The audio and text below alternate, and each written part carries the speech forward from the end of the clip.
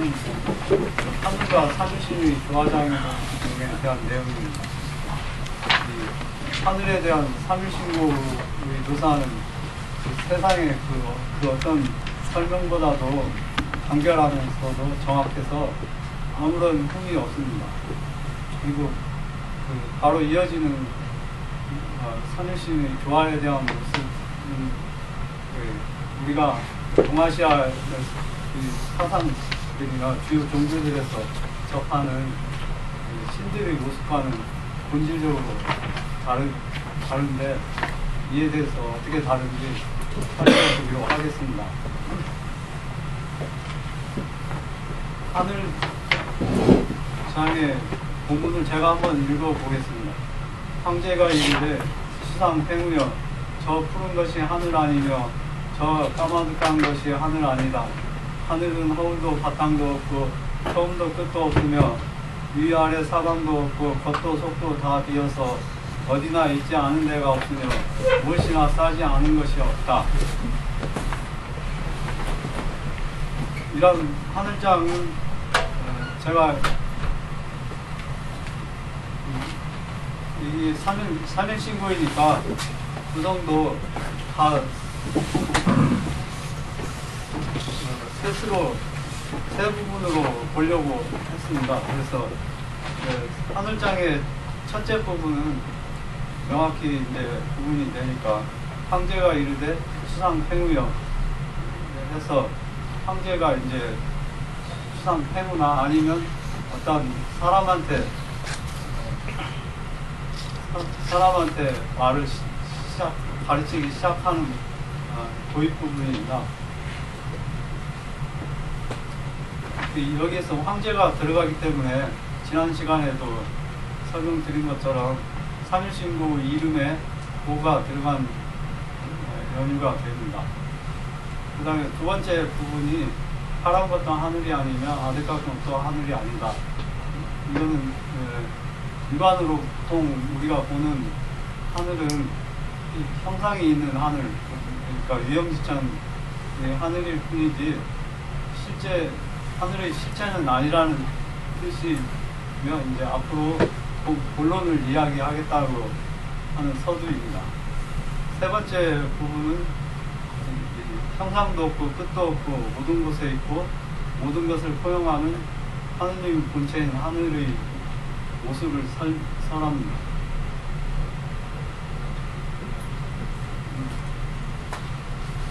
근데 여기 이 원본은 그 고구려 시대의 수상에 해당되는 관직의 이름이고, 팽우는 장군 시대 땅을 개척하는 사람의 수상의 이름입니다. 팽우에 대해서는 문헌에도 나와서 다들 잘 아시고 있겠지만, 우리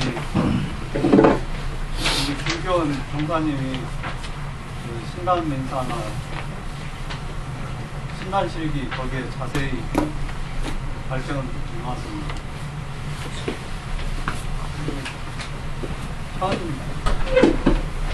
삼신과 한자본에 현은 거물현도 되지만 또한 오면현도 돼서 이 하늘이 전혀 오묘하거나 검스타 그런 것이 아니라는 것이죠. 근데 이 현자는 도가에서는 모자나 다른 도교 경제에서 많이 쓰이고, 최치원의 난랑 기문에도 나라에 현명한 도가 있다는 구절이 쓰이고 있습니다.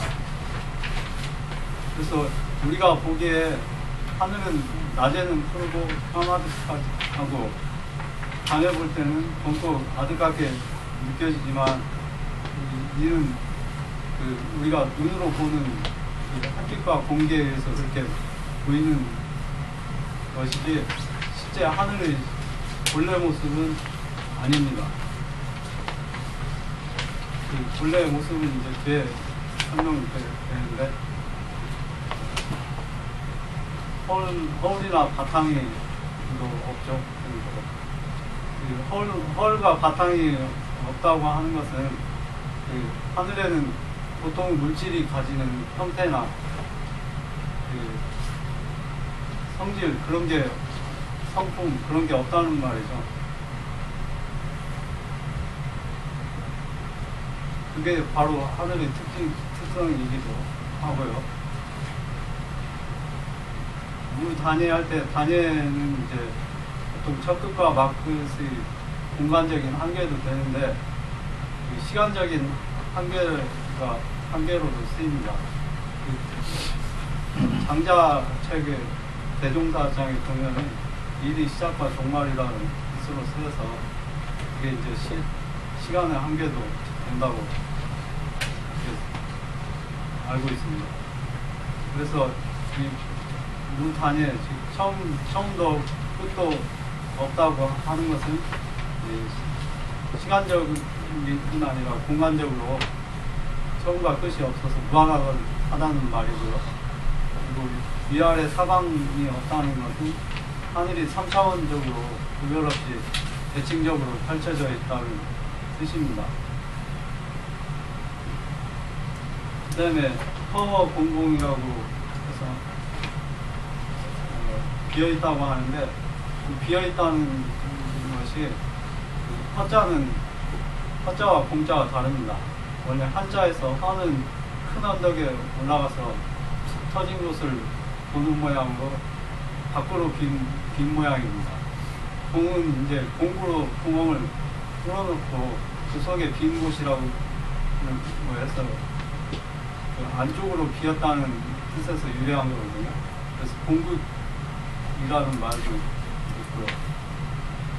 그래서 우리 종사들께서는 대중교육 종사는 겉도 속도 다 빈 하늘의 모습이지만 그것을 구분해서 체하천, 이공천, 그러니까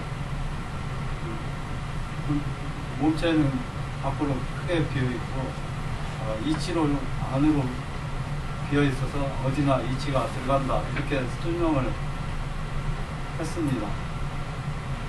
그런데 이제 현대 우리가 아는 과학으로 보면은 시공간은 그 크기가 이제 무한하기도 하고 또 무한히 작게도 나뉘어져서 어디나 이제 있는 존재가 되죠.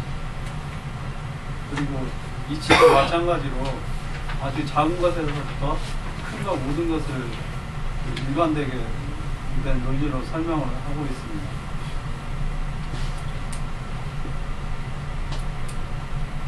이 허울과 바탕, 단해와 상하사방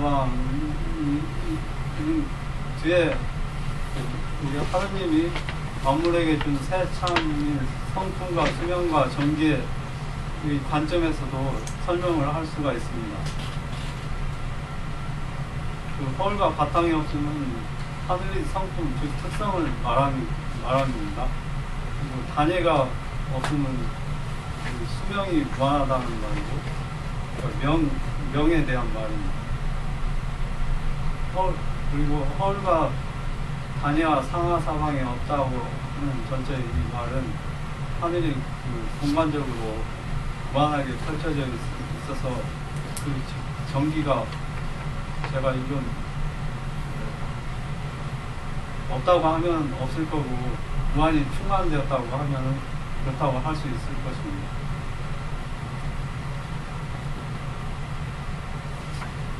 그런데 이러한 하늘신고에서 말하는 하늘에 대한 설명이 소도 경전 본문에도 나오는데 그 예를 들어보면은 하늘의 근원은 이 하나의 큰 허무 빈 것일 뿐이다.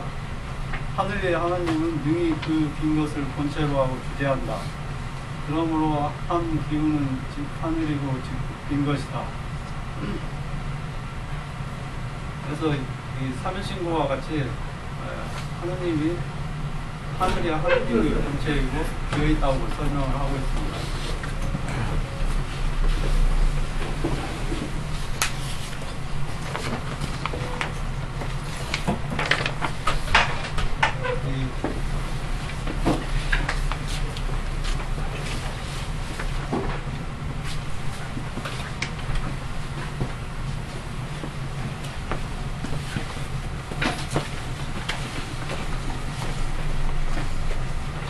이 하늘이 이제 다음 장에 보시면은 하느님이 제일 먼저 만드신 게 하늘입니다. 근데 하늘은 이제 하느님의 본체니까 자기 몸도 되지만 이 사람이나 만물이 살 수 있는 집입니다. 그래서 하느님이 이 만물에게 제일 먼저 사는 집을 마련해 주시는 거죠. 그래서 이 대종교에서는 하늘을 큰 물이라고 해서 하늘이라고도 합니다. 그리고 교화신장에 천부문이라고 유명 천부문인데 교화신장에 하늘은 하느님의 나라라고 했는데 이 규절도 하늘이야 하느님과 만물이 머무는 집이라는 뜻으로 사용된 것입니다. 이렇게 비어있는 하늘은 만물이 머물러 있는데 또한 만물을 하나로 연결시켜줍니다. 이 사람이 하늘에 속해 있지만 또한 사람 속에서 하늘이 있어서 하늘은 우리를 안과 밖으로 관통하고 있습니다. 그래서 우리가 보려고만 하면 우리는 우리 안에서도 하늘의 모습을 볼 수가 있고 이 세상 어떤 것에서도 하늘의 모습을 볼 수가 있습니다. 그래서 참전개경 제296사 주수에도 보면은 스스로 착함 지키기를 줄기가 뿌리를 지키듯 하여 하늘 깃들이 스스로 있다 해서 하늘이 이 경에서도 하늘이 사람 안에도 있음을 말하고 있습니다. 그래서 많은 수행인들이 만물이 하나다 또는 비어있다 없다 그러한 진리를 체득하기 위해서 수행을 하고 있습니다. 그래서 이런 화두라고 하면 화두인데 화두들은 모두 하늘의 특성을 말합니다. 그래서 이 화두로 수행을 하면은 하늘이 무엇인지를 깨우치기 위해서 수행하는 거나 마찬가지죠. 그래서 우리가 이 하늘을 화두로 해서 수행을 해서 아주 잘 되게 될 것입니다.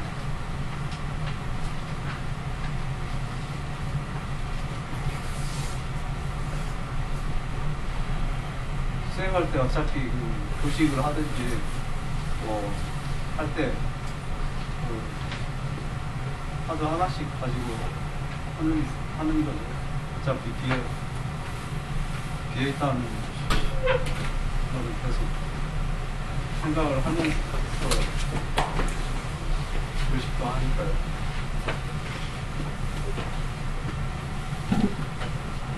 그리고 그 경이 뒤에 나오는 성품이나 성품이 바로 내가 무엇인가 하고 같은 거니까 이런 화두로 수행하는 것도 좋습니다.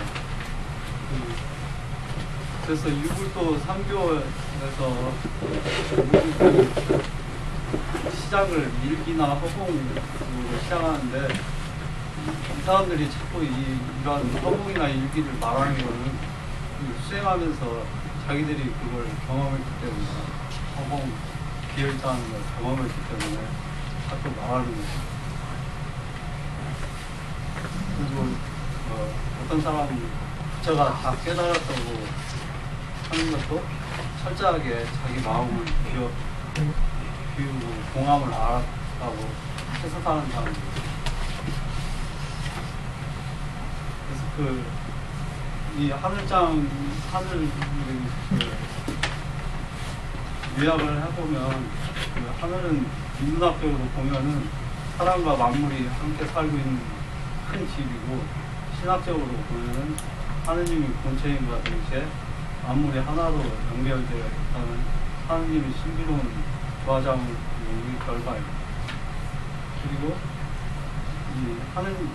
여기서 서술되는 하늘은 도소천이나 대라천 이런 용어에서 나오는 하늘 천과 같이 특정 세계를 지칭하는 뜻을 가지지 않고 과학적으로 보면은 이게 무한히 펼쳐져 있는 시공간으로 설명이 됩니다.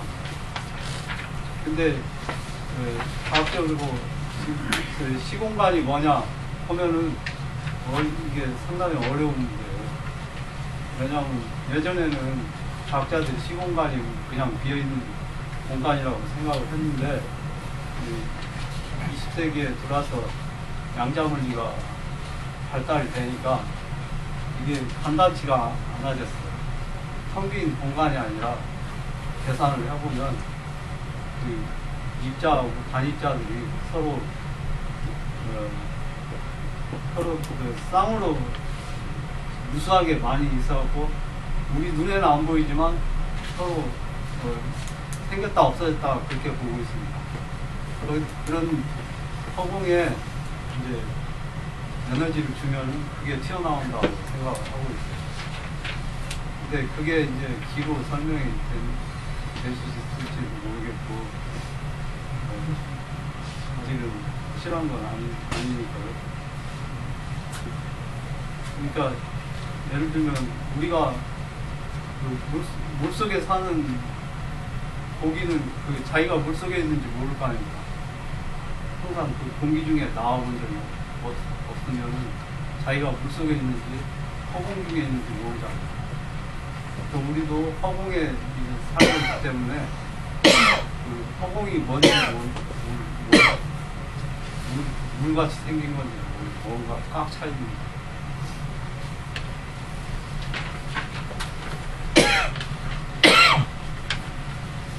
그림에 보시면은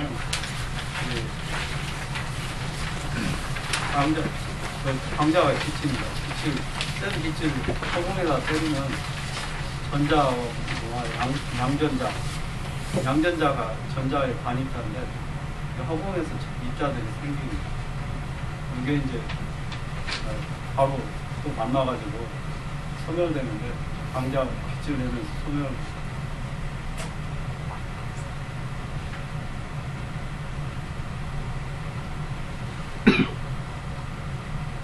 그다음 두 번째 장이 교화신 장입니다. 본문을 제가 한번 읽어보겠습니다. 하느님은 그 위에 더 없는 으뜸 자리에 계셔 큰 덕과 큰 지혜와 큰 힘을 가지시고 하늘을 내며 무수한 논리를 주관하고 만물을 창조하시되 이끌 만한 것도 빠뜨림이 없고 밝고도 신령하시어 감히 인기어 헤아릴 길이 없다. 그 음성과 기운에 적하고자 원해도 친히 나타내 보이지 않으시지만 자기 본성에서 씨앗을 찾아보라. 언제나 너희 머릿속에 내려와 계신다.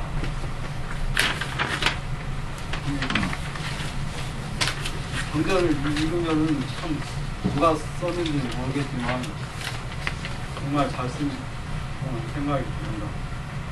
앞에 하늘장도 그렇지만 교화신장도 한자 한자 보면은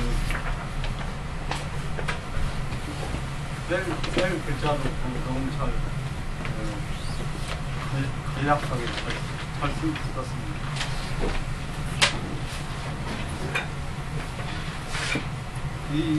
이 교화신장도 세 부분으로 나눌 수가 있습니다. 그 사부합편에 보면은 그 부분으로 나누는데 저는 이게 3일이기 때문에 우주적으로 한번 세 부분으로 나눠봤습니다. 첫째 부분은 하느님은 그 위에 더 없는 등자리에 계셔 큰 덕과 큰 지혜와 큰 힘을 가지시고, 이 부분은 하느님의 찻자리와 창조하는 세 가지 큰 능력에 대한 말씀입니다. 하느님의 위치와 능력에 대한 말씀이고, 그 다음에 하늘을 내면서 이름지에 헤아릴 길이 없다. 그 둘째 부분은 스스로에 대한 자기 본체에 대한 하늘과 만물을 좋아하는 조화작용에 대한 말씀입니다. 그 다음에 끝부분은 이제 하느님 물질적, 정신적으로 무한에서 직접 볼 수는 없으나 그의 모습이 만물의 머릿볼 속에 선풍으로 담아져 있으므로 아무런 스스로 우리 안에서 그 씨를 구할 수 있음에 대해서 대한 말씀입니다.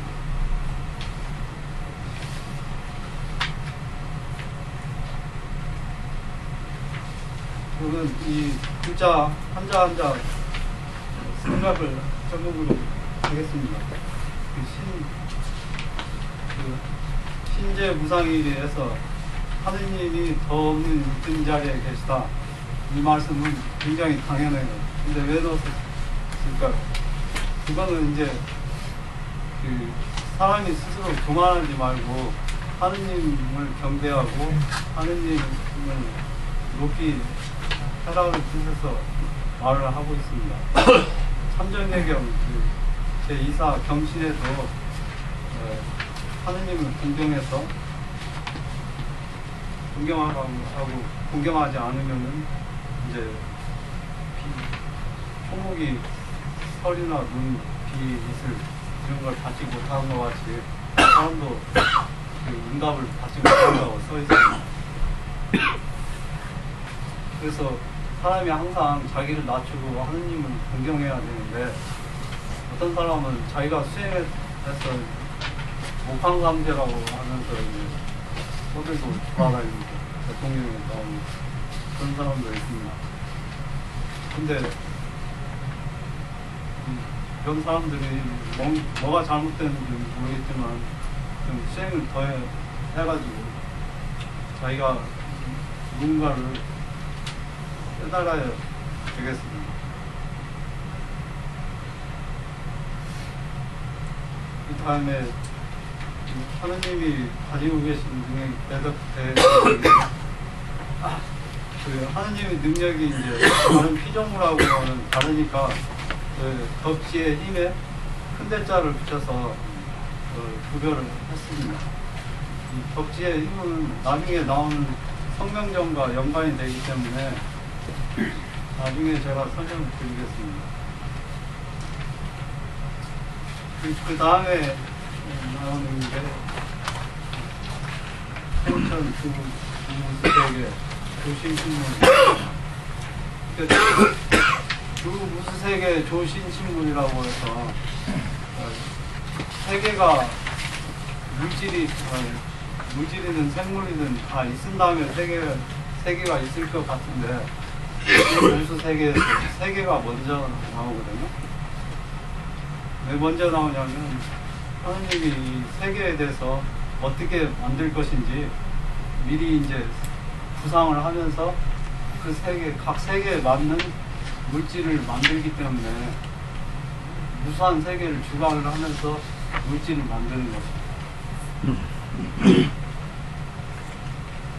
그리고 이 티끌만한 것도 빠뜨림이 없다. 이 구절은 이 우주의 어떠한 물질이나 생명도 저절로 난 것이 없고 하느님이 그 뜻대로 지금 지으신 바 됨을 말합니다. 그래서 이 말도 없으면 안 되죠. 빠뜨림 없이 다 지으신 하느님. 그리고 하느님이 이제 소소영영 하다고 하는데 그 밝음은 이제 지적으로 밝은 보통은 같다고 하니까 지적으로 밝은 것이고 영영은 이제 신령하니까 영적으로 신령하신 것입니다. 그래서 우리 사람이 하나님의 지적인 능력과 함께 정신적이고 영적인 능력도 이제 언급했으니까 우리도 하느님을 경배할 때 지적으로뿐 아니라 영적으로도 하느님을 따라야 되는 그 뜻을 함축하고 있습니다. 이 교화신장에는 하느님이 계신다고 하는 제가 이해가 나옵니다. 신제 무상일에서 제가 처음에 나오고요. 황제인에서 사람 머리털 속에 내려와 있다고 했습니다. 제가 두 번째 나옵니다. 첫 번째 더 없는 윗자리에 계시다는 것은 하느님의 작용의 본자리입니다. 그리고 그 하느님의 씨앗이 성품으로서 사람 머릿속에 내려가 있다는 것은 하느님이 변화하심이 무수한 곳에 있는 것이 그 나타나는 상이라고 볼 수가 있습니다. 그래서 이 하느님은 내 안에도 있고 밖에도 있습니다. 이게 이제 하늘이 내 안에 있고 밖에도 있는 것처럼 하느님도 내 안에도 있고 밖에도 있게 되는 거죠.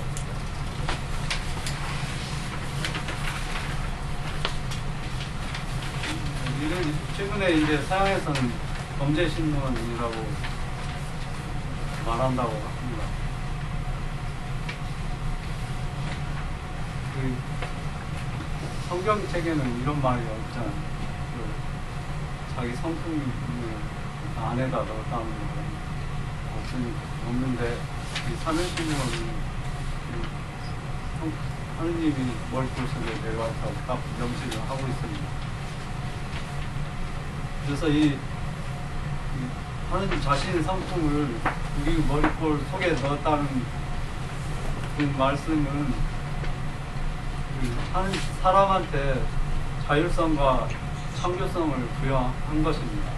그래서 이게 제가 보기에는 하느님 최고의 조화의 원리라고 보고 있습니다.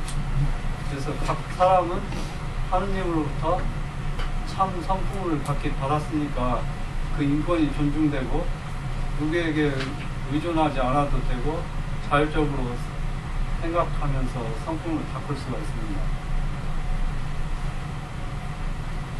우리나라에서는 이런 절대지구의 일신을 하늘에서 가장 높이 계신 분이라고 하는 뜻으로 하느님이라고 부릅니다. 대종교에서는 하느님을 큰 어리라는 뜻으로 하느님이라고 부르고 크게 밝은 신이라고 해서 한별검이라고도 부릅니다.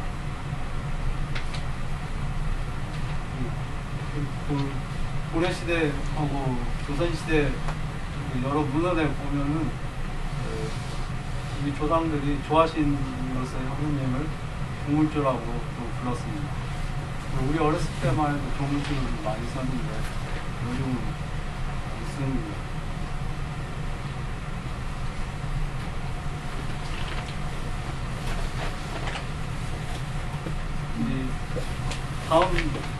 다음에 말씀드리는 것은 이 삼일신고에서 가장 특색이 있는 게 이제 동양의 여러 사상하고 아주 확실하게 다르게 설명된 게 있습니다. 그게 이제 하느님이 먼저 계시고 하늘이나 기가 나중에 생기는 거죠. 근데 이제 동양 사상에서는 보통 그 우주에는 일기나 뭐 도, 태극, 무국, 태화, 태일, 무, 공 등으로 표현되는 이 하나 무슨 일기라는 게 지가 자동으로 움직여서 뭐 2되고 3되고 하든지 해서 신이나 정신이 생겼다고 이렇게 신과 정신을 나중에 말을 해요. 예를 들면 노자 도덕경으로 이렇게 돼 있고 도는 하나를 낳고 하나는 둘을 낳고 둘은 셋을 낳고 셋은 만물을 낳는 또 운구칠점에 뒤에 송나라때 지어진 운구칠점 보면 도가는 처음에 없음에서 비롯하였으며 쭉 해서 삼원이 생기고 삼신이 생기고 해서 신이 나중에 생깁니다. 그 다음에 유학에서도 보면은 유학에서는 뭐 신이라는 개념을 인정을 안 하니까 그래도 보겠습니다. 태극은 양의를 낳고 양의는 사상을 낳고 사상은 팔계를 낳고 팔계에서 만물이 생긴다. 나는 태극도설이나 성대 장인거는 태어는 기이다. 기는 태어에서 생기고 모여서 만물을 생성하며 기가 흩어지면 함께 만물은 소멸하라. 기는 다시 태어로 돌아간다 해서 여기는 아예 신이라는 개념이 없습니다. 불교에도 하느님 개념이 없고 모든 것이 이제 공인들 색인들 같다고 생각하고 하고 있습니다.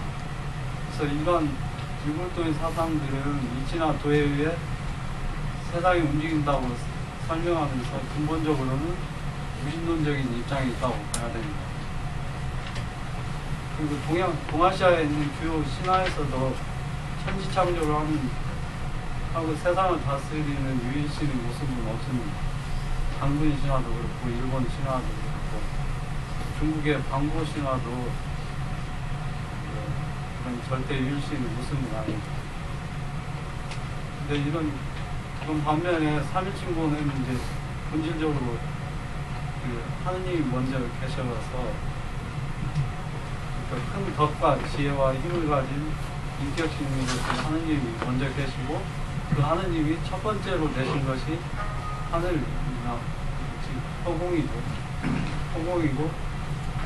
그 뒤에 이제 무수한 세계를 주관하는 만물을 빠뜨림없이 창조한다고 가르치고 있습니다.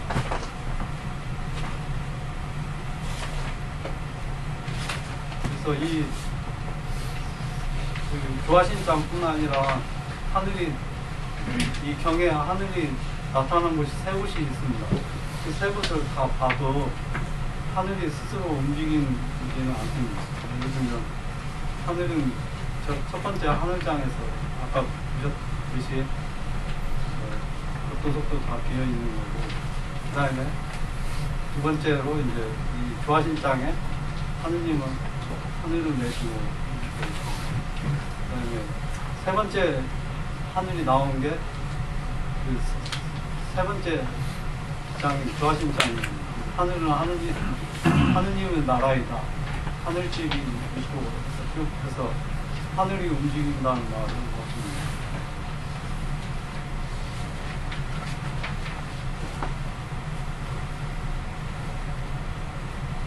그래서 이 허공 속에 만약에 저는 잘 모르겠지만 허공 속에 기운이 있다고 하면은 그 허공의 기를 움직이는 게 그 하느님 아니면 어떤 정신적인 존재가 움직이는 겁니다. 그거를 참정계경 제17사 활용해 보면은 그 마음, 즉 사람의 정신이 있는 곳에 이제 빈 곳에서 이치와 기운이 생김을 가르치는데 한번 읽어보겠습니다. 허령이나 마음에 가려진 바가 없어 밝은 색이 영롱합니다. 빈 곳에서 이치와 기운이 생겨 크게는 하늘소리를 들리고 가늘게는 작은 붓들에 들어간다. 그 이치와 기운이야말로 빈 것이고 또 신성스러운 것이다. 그래서 이 빈 곳에서 이치와 기운이 나오지만 사람이 마음이 있기 때문에 나오는 거예요.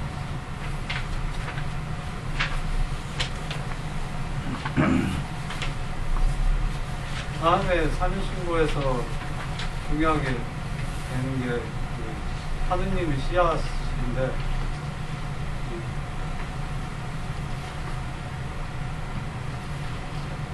씨앗은 이 말은 이제 어버이로부터 태어난 거니까 씨앗이기도 하지만 자식으로도 번역을 할 수가 있거든요. 기독교에서는 예수가 하느님의 아들이라고 했죠. 근데 삼일신고는 모든 사람이 성품만 통하면은 하느님의 자식됨을 깨닫는다는 걸 가르치고 있습니다. 그러니까 하느님과 사람이 단지 그 동물주와 피조물 관계가 아니라, 아니면 주종의 관계가 아니고 원래 그 어버이와 자식의 관계단 그런 거죠, 원래는. 근데 깨우치지를 못해서 그거를 모르고 있는 것입니다. 근데 이 경에서 이제 이 삼일신고가 제가 본 특징은 처음부터 끝까지 경은 짧지만 일관되게 흐름이 일관돼요. 그래서 이 하느님 자식됨도 일관되는데 그곳이 네 군데에 있습니다. 그 구절이 그 하느님 자식으로 해석할 수 있는, 사람이 하느님의 자식이 될 수 있다는 그 구절이 네 군데에 걸쳐서 나와 있습니다.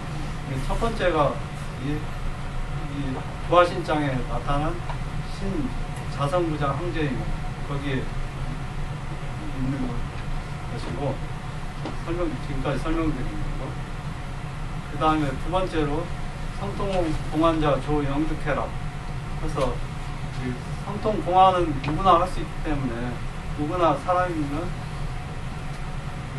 하느님을 뵙고 영득해락을 얻을 수 있다는 거죠. 그러니까 뵙다는 거는 뵙는다는 뜻은 이제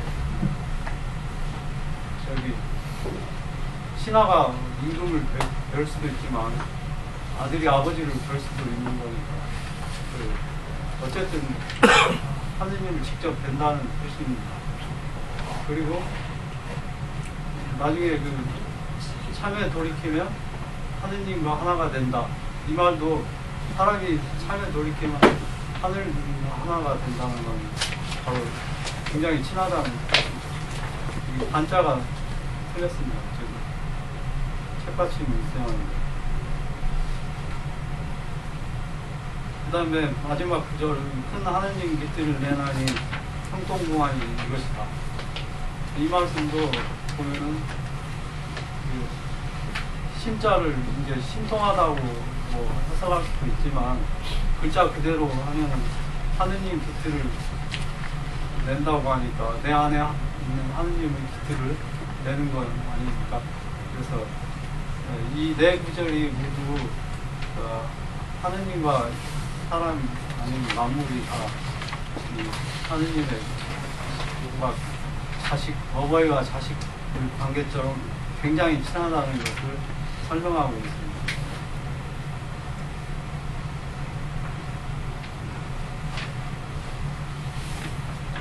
그 다음에 계시에 대한 말씀이 나오는데,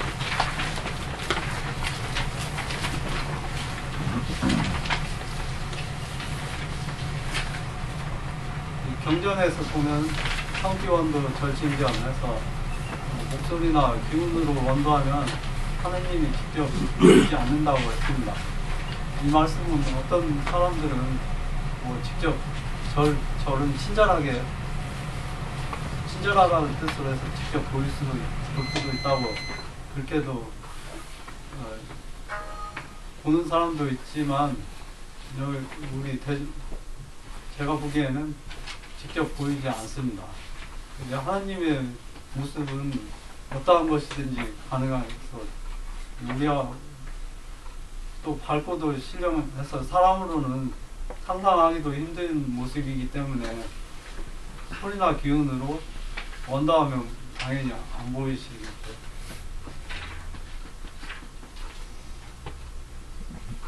그렇다고 이제 원도할 때 목소리나 기운이 목소리가 들리는 경우가 없다는 말씀은 아닙니다. 특별한 경우에는 하늘로부터 음성을 들을 수 있고 환영을 볼 수도 있죠. 우리가 원도를 하면은 여기 계신 분들 중에서도 계시를 받은 경험이 있거나 아니면 환영을 보신 분도 있을지 모릅니다.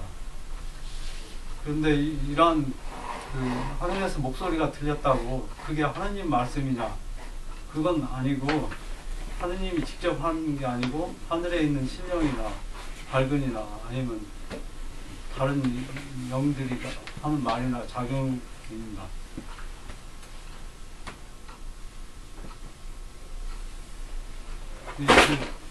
여기에 또 기운은 성기에 할 때 기운이라는 뜻을 생각해 보면 이 뒤에 나오는 마음과 기운과 몸, 기운으로 뜻으로도 볼 수 있는데, 이제 기운에는 이제 기척이나 기색 이런 뜻으로도 볼 수가 있습니다.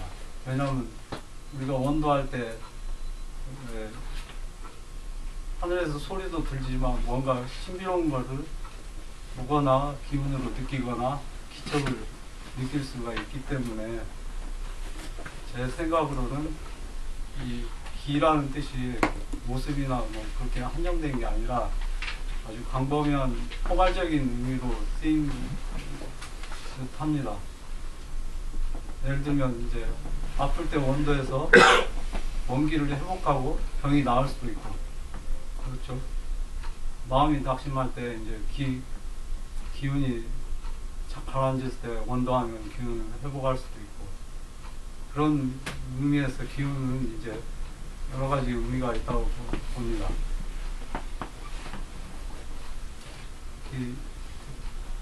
이 계시를 받은 분은 이제 대종교에서 보면 홍암 대종사 계시를 여러 번 받으셨고, 기독교에서도 이제 이를 성령이라고 해가지고 성령이 계시를 하지 않습니까? 그리고 마음에 또 천사 가브리엘로부터 계시를 듣고 사람에게 전하는 게 코란인데, 근데 이런 이 종교들의 문제점이 뭐냐면 그 종교들의 교조들이 받은 게 그 계시가 마지막 계시라고, 하느님의 마지막 계시라고 절대적으로 믿고 있다는 데 문제가 있습니다. 제 생각에는 그게 절대적인 게 아니고, 그 계시를 준 영이나 아니면 시대적 상황에 따라서 그 계시가 내려지기 때문에 그 시대에 맞는 그리고 그 사람에 맞는 상대적인 것이라고 생각합니다. 이게 이런 게 이제 상대적이라고 생각해야 되는데, 이게 이런 점이 아무리 강조해도 지나치지 않습니다. 왜냐하면 자기가 그 받은 계시만이 절대적이라고 하면은 다른 사람한테 억지가 되고, 세월이 또 지나가면 억지 잘 맞지를 않습니다. 구체적인 예로서 이슬람교하고 기독교 종교적 갈등이 근본적으로 이 계시에서 일어난 거예요. 기독교는 성서가 절대적이라고 믿어가지고 하느님 예수를 하느님 아들이라고 믿고, 하느님의 아들이기 때문에 그 성령 사람의 죄를 대신 속죄할 수 있지 않습니까? 보통 내가 다른 사람을 위해서 속죄할 수는 없죠. 같은 동등한 입장입니다. 근데 예수는 특별히 딴 사람은 피조물인데 자기는 하느님의 아들이기 때문에 속죄할 수가 있습니다. 그런 논리로 봅니다. 그런데 마음에서는 자기가 계시를 예수에 대해서 여러 번 받았는데, 예수는 하느님의 아들이 아니라 단지 선지자로서 속죄한 것도 아니고 부활한 것도 아니고 그런 식으로 코란에 써 있어요. 그러니까 두 종교가 항상 갈등이 일어날 수밖에 없습니다. 그래서 우리 삼일신고는 계시가 아니라 성품을 보라고 단정적으로 가르치고 있습니다. 성품은 하느님의 모습이므로 계시를 받았다고 해도 이 성품에 맞아야 되고 우리의 성품에 어긋나지 않아야 됩니다. 그러니까 계시가 여러 번 말씀드리는데, 계시는 특정인에게 특정한 시간에 내려진 것이니까 이것이 보편적인 성품에 맞아야 되는 것은 당연한 것이죠. 그리고 이 삼일신고에는 하느님이 그 특정한 시대에 어떤 특정한 민족에게 직접 내려와서 선민적으로 선민해서 했다는 신화적인 요소도 없습니다. 그래서 하느님은 모든 종족에게 공평하게 새참을 내려주고, 오직 자기가 지은 행함에 그 결과가 정해진다고 가르치고 있습니다. 그래서 우리가 보지도 않았고 믿지 않아도 되는 것들을 종교적인 이유로 강제로 믿어야 되는 특정 사건이 없는 거죠.